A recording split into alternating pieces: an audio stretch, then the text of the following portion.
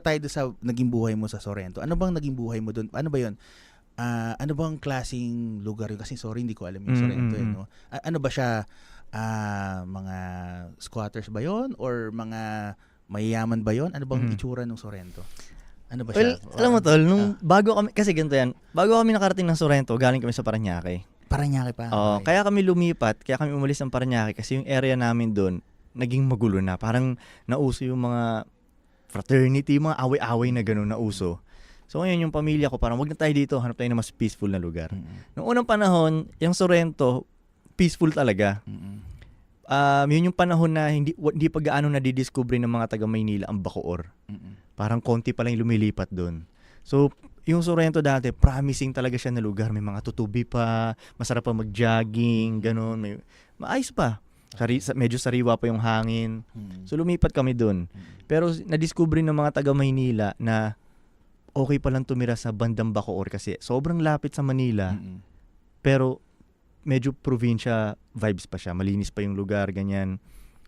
Yun nga, naglipatan ngayon yung mga taga Manila doon. Hanggat sa yung area ng Bacoor, medyo hindi na siya yung Bacoor dati. So ngayon yung Sorrento, anong nangyari? Yung Sorrento parang nagsimula siya sa promising tignan ng lugar hanggat sa naging magulo na talaga siya. Iba't ibang klase ng tao na yung pumunta dun.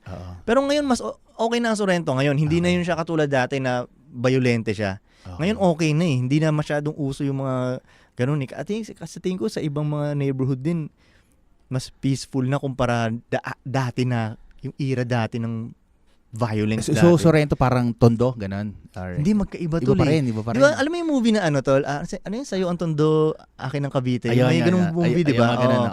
Kung ikukumpara ko tol, magkaiba. Hindi mo talaga pwedeng makumpara ang Tondo at Cavite. Magkaiba siya ng culture. Magkaiba siya ng klase ng violence. Magkaiba talaga. So, pero, yung Sorrento, hindi siya ganun hindi talaga siya perfect na lugar. I mean, maano talaga siya. Hindi man siya squatter, hindi siya ganun. Pero hindi siya rich neighborhood din. Yung mga so normal lang, parang in the middle class. Hindi lang. Nga rin, below siya. Below. Na konti na lang talagang mag-squatters na ganun. Parang ganun. Pero dati hindi ganun ngayon ganun na siya. Ewan ko lang. Ngayon siguro medyo okay na eh. Pero nung panahon ko talagang siya eh, violenteng lugar siya eh. Drugs and violence siya nung panahon na yun.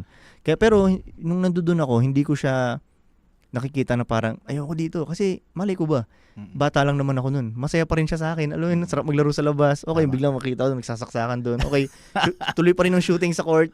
Alam mo yun, may babatuhan ng pillbox dyan. Hindi mo naman alam na dahil di ko pa nakita yung mga ibang lugar eh. Kung nakita ko na sana yung ibang lugar, masasabi ko siguro na ayoko dito sa Sorrento. Kaso hindi ko nakita yung ibang lugar eh. Kaya akala ko, ganito naman talaga lahat ata eh.